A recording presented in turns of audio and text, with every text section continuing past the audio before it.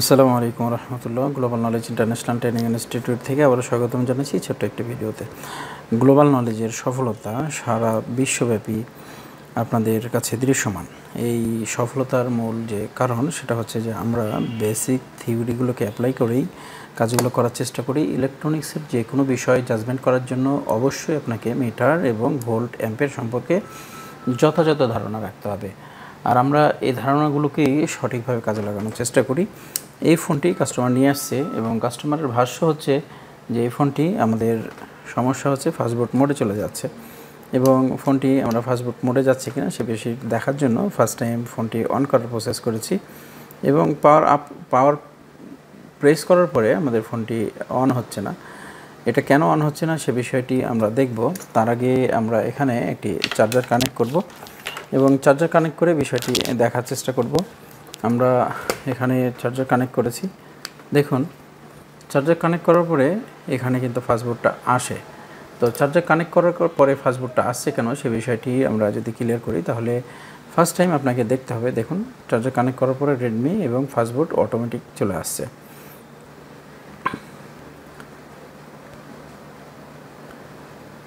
দেখুন ফাস্টবুট আবার চলে আসলো। তো এই বিষয়টি জাস্টিফাই করার জন্য আমরা মিটার ব্যবহার করব।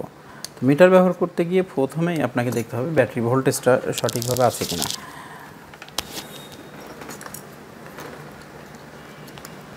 এখন আমরা ব্যাটারি ভোল্টেজটা চেক করছি, দেখতে পাচ্ছি যে এখানে 3.4 এর মতো ভোল্টেজ আছে।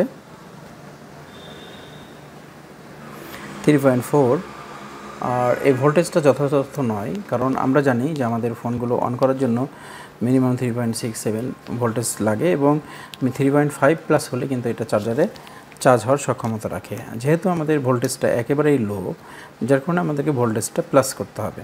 তো ভোল্টেজ প্লাস করার জন্য আমরা পাওয়ার সাপ্লাই ইউজ করে থাকি, এবং আমরা যদি ভোল্টেজ প্লাস না করি তাহলে আমাদেরকে চার্জ দিতে হবে। তো চার্জ দিলে যেটা সমস্যা হচ্ছে সেটা হচ্ছে যে আমাদের এখানে রেস্টার্ট প্রবলেম আসছে। এই ফোনটা ফাস্টবুট মোডে চলে যায়, আবার রেস্টার্ট করে, আবার লোগো আসে, এই সমস্যাটা করে। তো আমরা এটা থেকে সমাধান কিভাবে করতে পারি? আমাদের এই ধরনের সমস্যার জন্য একাধিক সলিউশন রয়েছে। ফার্স্ট টাইম যে সমস্যাটা সমাধান হয় সেটা হচ্ছে আমাদের ভলিউম যে ফ্লেক্স রয়েছে এটা থেকে, তারপরে আমরা এই ফ্লেক্সের সামনে যে কম্পোনেন্ট আছে সেই কম্পোনেন্টগুলো থেকে, দেন আমরা এটা হচ্ছে সাপ্লাই থেকে। তো সাপ্লাইটা কোথায় থেকে সেটা আমরা দেখার চেষ্টা করব হচ্ছে ডায়াগ্রামের মাধ্যমে। এই মুহূর্তে আমরা আমাদের যে ফোনটি রয়েছে সেই ফোনের মডেলে চলে আসছি। এটা হচ্ছে Xiaomi S2, আর এটার হচ্ছে আমাদের সাইড কির লাইন যেখান থেকে এসেছিলো সেই কানেক্টারে চলে যাব সরাসরি। তো আমরা এই কানেক্টারে আসার পরে দেখতে পাচ্ছি যে আমাদের এই বেজ নাম্বারটা যে 2703, এটা আমরা ক্লিক দিলাম। এরপরে আমরা এটা কপি নেওয়ার পরে জাস্ট পেস্ট, এবং আমরা এটা ওপেন করছি। এখানে দেখতে পাচ্ছেন যে বেজ 1 2 3 4 5 6 এবং 7 8, 8টা বেজের মধ্যে আমাদের এখানে গ্রাউন্ডের লাইন আছে কয়টা সেটা একটু দেখে নেবেন। 7 8 গ্রাউন্ড, এবং হচ্ছে 1 5 6 গ্রাউন্ড, তাহলে মোট 5টি গ্রাউন্ড। আর 8টি লাইনের মধ্যে 5টি গ্রাউন্ড, 3টা হচ্ছে আমাদের ভ্যালুয়েবল লাইন। তো ভ্যালুয়েবল লাইনের মধ্যে আমাদের যেটা রয়েছে সেটা হচ্ছে পাওয়ার কি এবং ভলিউম আপ ভলিউম ডাউন। তো আমরা ভলিউম আপ ভলিউম ডাউন এবং পাওয়ার কি, যেহেতু আমাদের ভলিউম ডাউনে প্রবলেম ছিল, তো ভলিউম আপ ভলিউম ডাউন পাওয়ার কি কোথা থেকে আসছে সে বিষয়টি আমরা দেখব। প্রথমে আমরা দেখব আমার পাওয়ার কি লাইনটা আসছে কোথায় থেকে। দেখুন পাওয়ার কির লাইনটা সরাসরি আমরা একটা আইসিতে পেয়েছি, কিপ্যাড পাওয়ার, আর এটা হচ্ছে আমাদের 134 নম্বর পিন থেকে আসছে, আর এটা হচ্ছে PM 8952। তো আমরা দেখতে পাচ্ছি যে PMI 8952 যে চার্জিং আইসি আছে সেখান থেকে আমাদের পাওয়ার কির লাইনটা বের হয়েছে। তাহলে আমরা এখান থেকে দেখে নিব যে আমাদের ভলিউম ডাউন যেটা ছিল সেটা আসলে কোথা থেকে আসছিল। আবারও যাই এখানে, পেস্ট,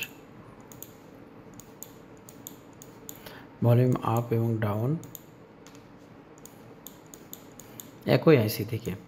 অনেক সময় দেখবেন যে কিছু কিছু ফোনে আমাদের ভলিউম আপ সাধারণত একটা থেকে আছে, ভলিউম ডাউন আবার সিপিইউ থেকে আসছে, এরকম হয়।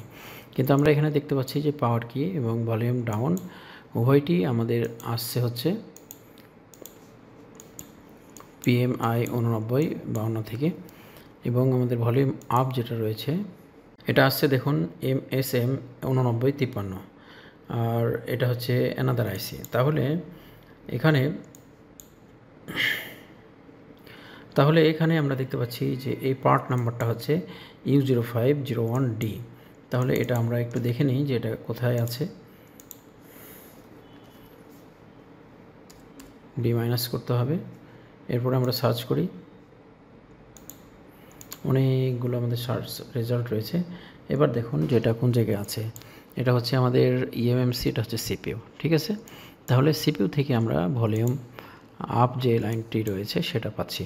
তাহলে ভলিউম আপ আসছে আমাদের এখানে সিপিইউ থেকে, ভলিউম ডাউন আসছে আমাদের পিএমআইসি থেকে, এবং পাওয়ার কিউ আসছে আমাদের পিএমআইসি থেকে। এখন যেটা দেখার বিষয় সেটা হচ্ছে আবারও আমাদের সে পার্টেই যেতে হবে যে পার্টটি আমরা প্রথমে দেখেছিলাম, যে 2703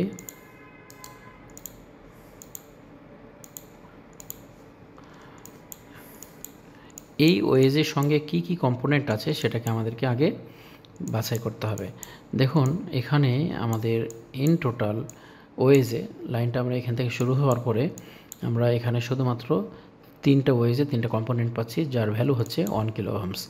কখনও যদি এই রেজিস্টারগুলো আপনার কিলো ওহমস থেকে মেগা ওহমসে চলে যায় অথবা এটা ওপেন হয়ে যায় তাহলে কিন্তু আমাদের প্রবলেম হবে। তাহলে যদি আমরা কখনও দেখি যে আমাদের ফাস্টবুট অটোমেটিক কাউন্ট করছে, তাহলে আমাদেরকে ফার্স্ট টাইম যেটা করতে হবে সেটা হচ্ছে আমাদের যে ফ্লেক্সটা রয়েছে সেই ফ্লেক্সটাকে আমাদেরকে চেকিং করতে হবে, ফ্লেক্সের সুইচগুলো চেকিং করতে হবে। সুইচগুলো যখন অলমোস্ট ঠিক থাকবে অথবা আপনি আপনার ফ্লেক্সটা খুলে ফেলার পরেও আপনার সমস্যা যাচ্ছে না, তখন আপনাকে এই কম্পোনেন্টগুলোকে যাচাই করতে হবে। এবং আমরা এখানে দেখতে পাচ্ছি যে কম্পোনেন্টের ভ্যালু কিন্তু দেওয়া আছে। এখানে যদি আমরা 3টা কম্পোনেন্ট বা আমাদের যদি ফাস্টবুট মোডের প্রবলেম থাকে তাহলে আমরা ভলিউম ডাউনের 0201 যেটা আছে এটা 1K রেজিস্টার যদি আমরা এখানে ভলিউম আমাদের ভ্যালুটা কম অথবা বেশি পাই তাহলে আমাদেরকে এই রেজিস্টার পরিবর্তন করতে হবে। যদি আমাদের রেজিস্টার ঠিক থেকে থাকে তাহলে অবশ্যই আমাদেরকে পাওয়ার আইসি থেকে কাজ করতে হবে। তো এই ডায়াগ্রামের যে ধারণাগুলো সেই ধারণাগুলো আপনি নিয়ে কাজ করলে আপনার কাজ সহজ হবে, তবে কম্পোনেন্টের মূল যে থিওরিটা সেটা আপনাকে ভালোভাবে রপ্ত করতে হবে। তো আমরা যেহেতু আমাদের এখানে ফাস্টবোর্ডে চলে আসছে চার্জে লাগানোর পরে অটোমেটিক্যালি, যার কারণে আমরা এখন এটাকে এখানে যে ভলিউমের ফ্লেক্স রয়েছে সেটাকে আমরা খুলে ফেলব। দেখুন ভলিউমের ফ্লেক্সটা আমরা খুলে ফেলেছি এবং এটা খোলার পরে আমরা আবারও এটাকে চার্জার কানেক্ট করব। চার্জার কানেক্ট করার পরে আমরা দেখব যে এখানে আমাদের ফাস্টবুট আসছে কিনা। রেডমি আসলো,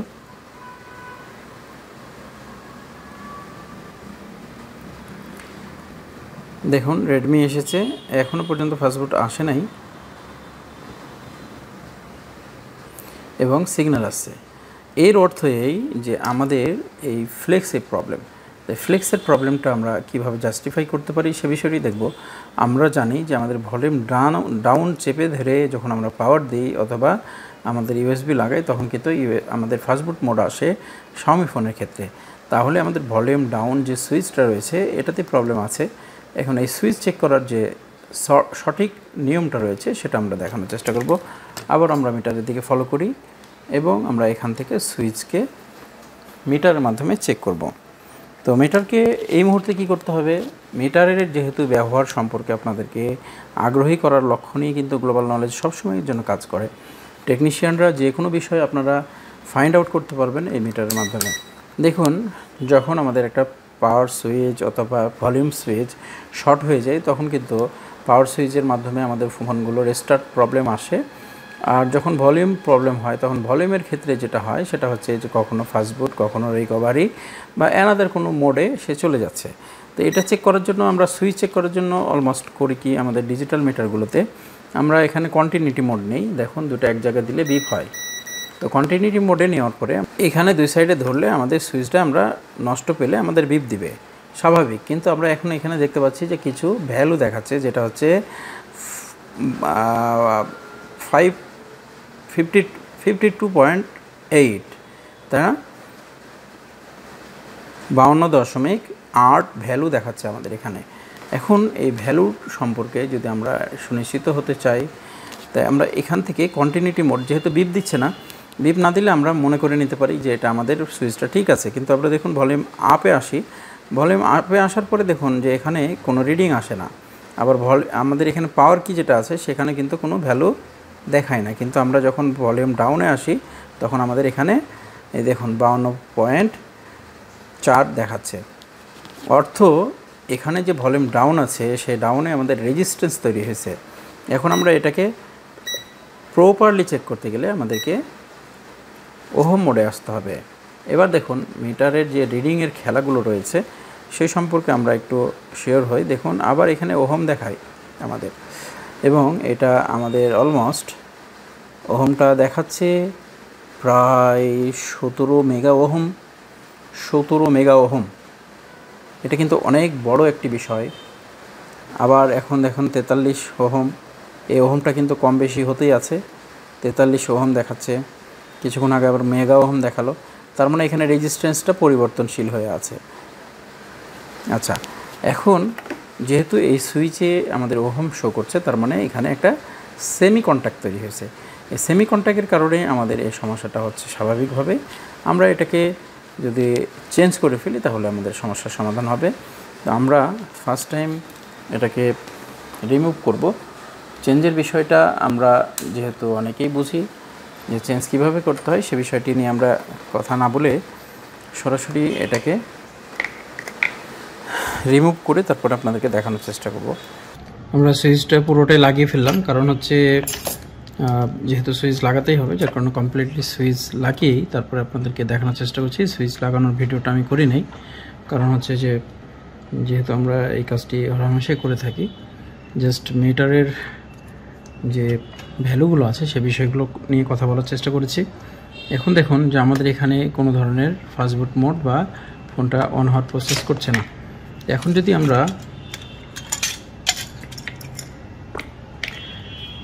আমরা এটাকে পাওয়ার অন করার চেষ্টা করি, দেখি আমাদের কি হচ্ছে। যদি বা এখানে ভোল্টেজ কম ছিল,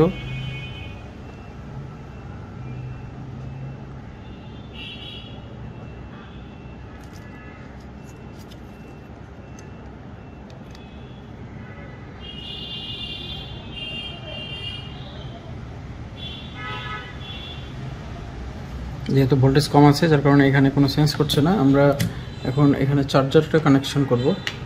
চার্জার কানেকশন করে দেখব যে আমাদের এটা চার্জিং দেখায় নাকি আমাদের ফাস্টবুট মোডে চলে যায়। আমরা অ্যাম্পিয়ার দেখেছি এবং রেডমি আসছে। এখন যদি আমাদের সমস্যাটা সমাধান হয় তাহলে চার্জিং আমাদের পার্সেন্টেজ দেখাবে, আর যদি আমরা সমস্যার সমাধান না পেয়ে থাকি তাহলে ফাস্টবুট মোডে চলে যাবে অটোমেটিক্যালি।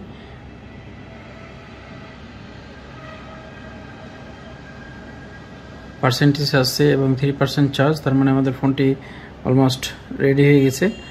এখন আমরা চার্জে থাকা অবস্থায় এটা ফোনটা অন করছি কিনা সে বিষয়টি দেখার চেষ্টা করবো ইনশাআল্লাহ।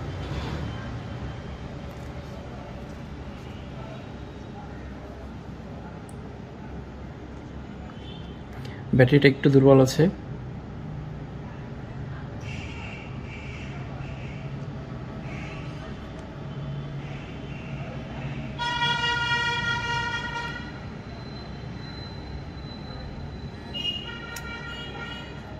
এক 1% চার্জ আছে। আমরা একটু জাস্ট এটা হচ্ছে ফাস্টবুট মোডে না গিয়ে সরাসরি এমআই লোগো পর্যন্ত আসে কিনা সে বিষয়টি আমরা এখানে নিশ্চিত হলেই বুঝতে পারবো যে আমাদের ফোনটা রেডি হয়ে গেছে। দেখতে পাচ্ছি যে আমাদের MIUI চলে আসছে। এই যে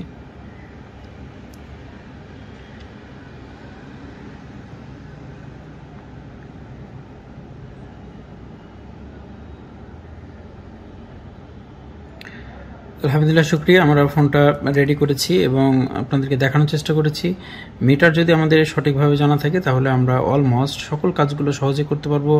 আপনার মিটারের মাধ্যমে এমন কোনো সেকশন নাই যে সেকশনের রিডিং প্রক্রিয়াগুলো এবং রিডিংয়ের মাধ্যমে সমস্যাগুলো ফাইন্ড আউট করতে পারবেন না।